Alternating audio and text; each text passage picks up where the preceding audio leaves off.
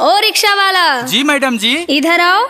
जी मैडम बोलिए। मैं मगध बिहार पहली बार आई हूँ, मुझे ये बताओ यहाँ पे कौन कौन सा फेमस जगह है घूमने का? मैडम जी यहाँ तो बहुत कुछ फेमस है। अच्छा। जैसे ककोलत का झरना, राजगीर का पहाड़, नालंदा का खंडहर, बोध गया। बताइए आपको कहाँ चलना है? अच्छा तो मुझे ये बताओ यहाँ पे खाने में क्या फेमस है? मैडम जी यहाँ तो खाने के लिए बहुत कुछ फेमस है। नहीं, मुझे ऐसा कुछ खिलाओ कि जाने के बाद भी याद रहे। अच्छा ठीक है मैडम, आइए आपको खिलाते हैं।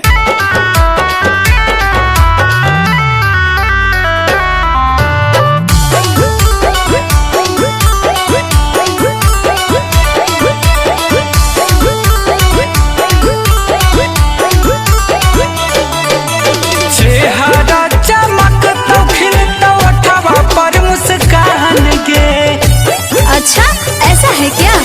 चेहरा चमक तो खिलता ओठवा पर मुस्कान गे।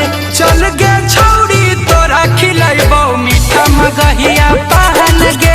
चल गे छौड़ी तोरा खिलाइबो मीठा मगहिया पान गे।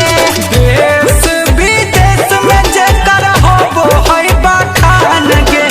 देश विदेश में जेकर होबो है बखान गे। चल गे छौड़ी तोरा खिलाइबो मीठा मगहिया पान गे।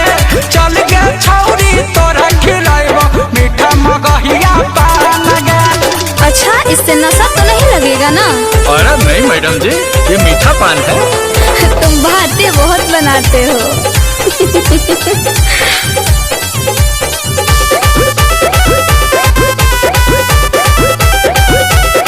जहिया चखले में पान के सबाद के छौड़ी तू जीना की भर करमी हमारा याद के छौड़ी। Oh no.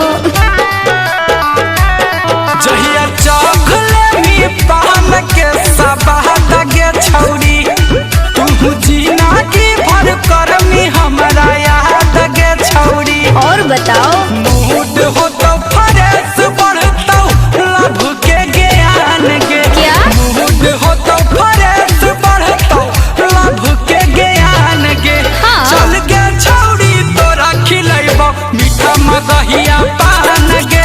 चल गे छौड़ी तोरा खिलाइबो मीठा मगहिया पान गे। अच्छा एक बात बोले, तुम्हारा मगही भाषा ना एकदम प्यारा लगता है।